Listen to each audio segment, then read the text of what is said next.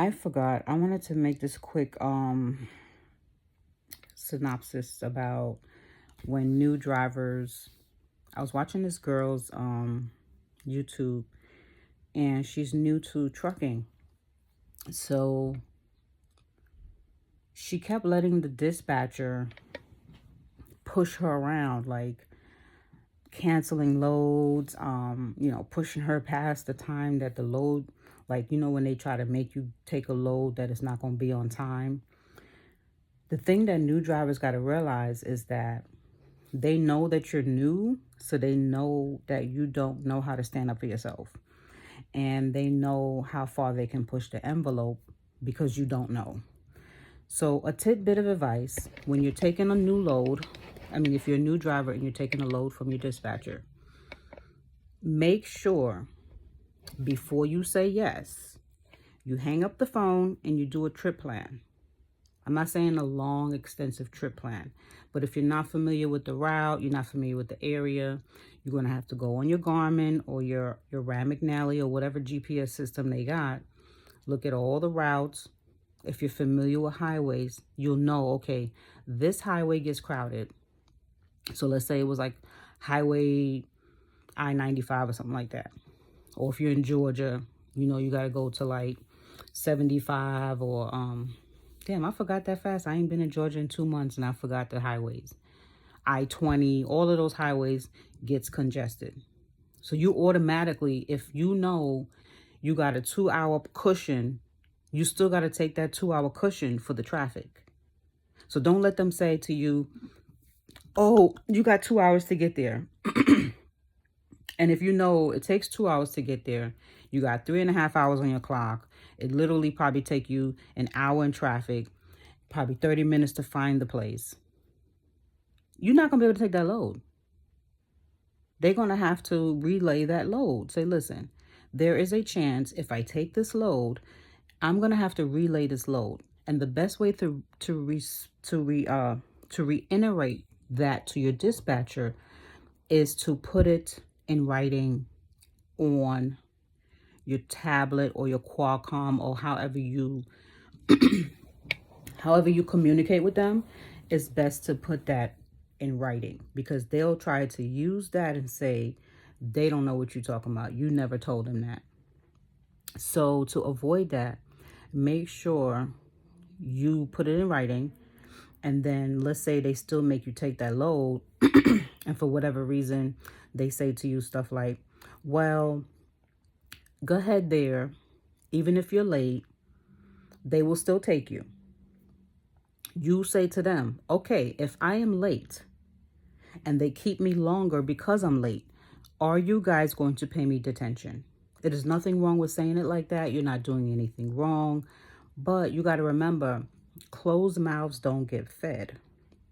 So even if me personally, if I decide to not do trucking anymore, period, which that's the route probably I'm about to go, I still want to make videos letting truckers, just tidbit videos about trucking, how it felt being on the road and stuff like that. But I just wanted to say this right quick about, I was watching this video and I noticed that the girl that was making the video, she was feeling like guilty to not take a load and all this stuff because she was a new driver. Come to find out, she took the load and she ended up violating her clock. So she got in trouble. So that's the thing. It's like the dispatcher, they more for self. It's kind of like you work for Walmart, you hire a cashier, and then you have the HR department in the back. The cashier may not be doing everything right, but then the HR is going to be there watching who's breaking the rules and stuff like that. So you got to remember, so put it like this. You might have the cashier, who's probably considered like the dispatcher, and then you might have like the inventory salesperson on the floor. So both of y'all are technically co-workers working for the big company. And then you got the HR in the back. So you got to remember, safety is the HR. Look at it like that. Safety is the HR.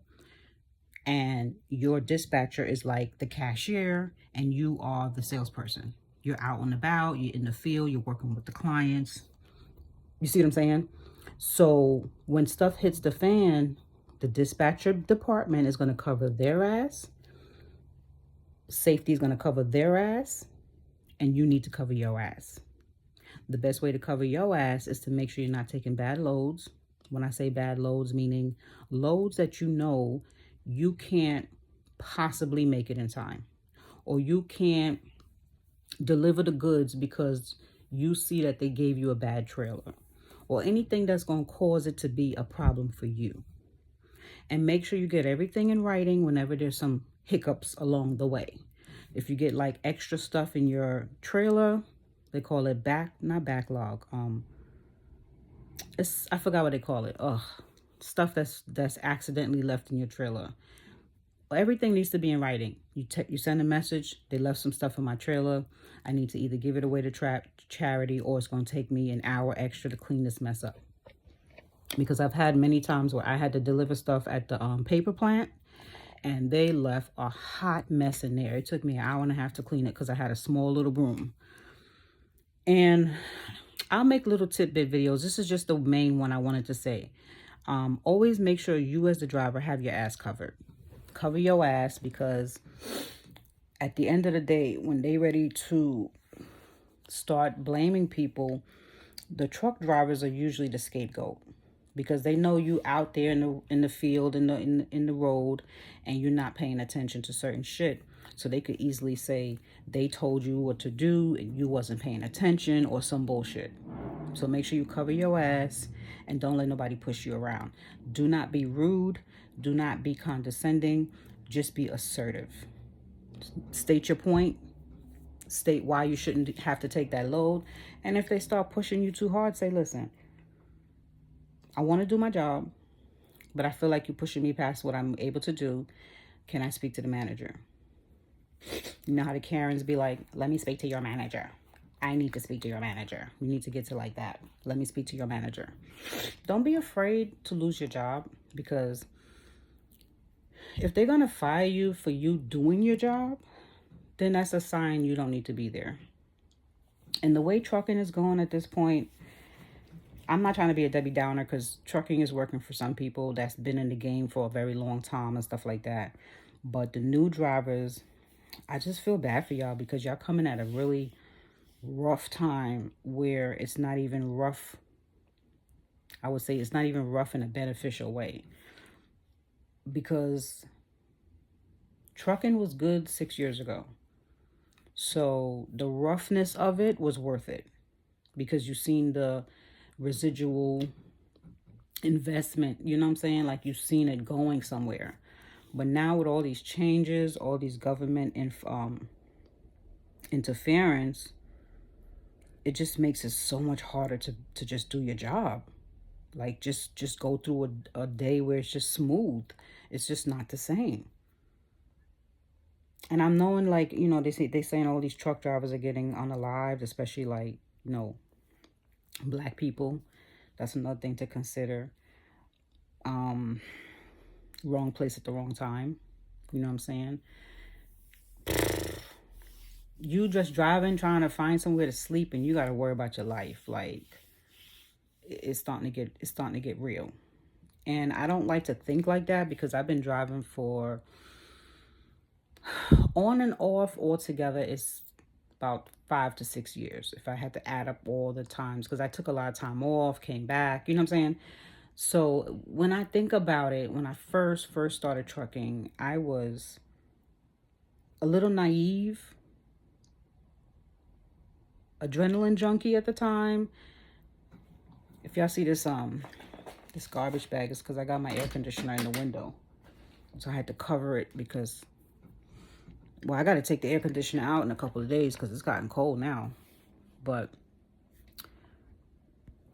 I was an adrenaline junkie when I first started trucking, and the things that I would do back then was dangerous that I wasn't thinking. You know, I would drive in snowstorms that were really bad because I was so afraid of losing my job. You know, parking at places that was sus, you know, stuff like that. Like, I just wasn't afraid back then. I don't know why I wasn't thinking like that. But I did have like, things in my car, in my truck that would protect me, but you just never know. Sometimes, you have a weapon, but it's still not guaranteed that you're going to be able to win that fight.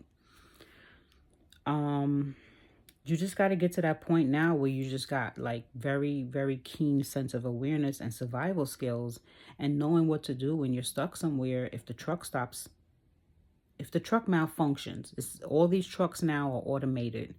You got to get to that point where, like, if the truck malfunctions, do I have an emergency heater that can operate off of batteries? Or I don't know if they sell emergency blankets. What do you call them? Heated blankets that can operate off of batteries, or things that will keep you alive if that truck ever broke down in the middle of nowhere in a snowstorm. Like, what are you going to do? You know what I'm saying? So I never used to think of those things back then, but now, like you said, I have that emergency toilet bowl. I pack all these things that I say, even though it might seem like I'm overreacting, it's not an overreaction the day you might need it. I remember that badass accident, I think it was about a year ago or two, and people were on the highway for like a 2 days or a day or two, and people ran out of gas. Babies was in cars. People had to leave their cars and walk for miles to get to an exit because of that terrible, I don't know if it was a bad storm or if it was a bad car accident, but I think it was a bad storm and they couldn't clear the highways fast enough. So people were just stuck for like 12 to 18 hours. So let's say you were on that road and you only had a little bit of gas, fuel. That's why when I have my truck, I never go past a quarter tank, because you never know. You might get stuck somewhere and you burn out that fuel. What happens?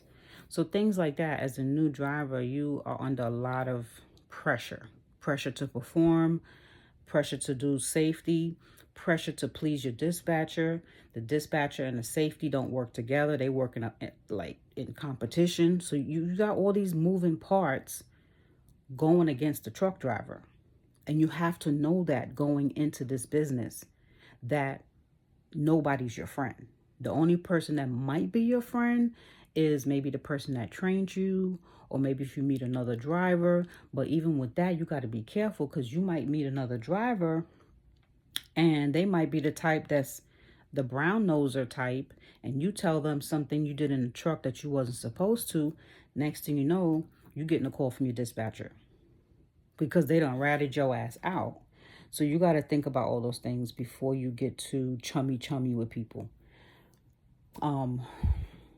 But I just want to talk about that violation. She had violated her clock, pushed herself more than she wanted to, just to please her dispatcher. And the dispatcher ended up throwing her under the bus. And when she got fired from the company, the dispatcher was telling the new driver to throw her stuff out the truck.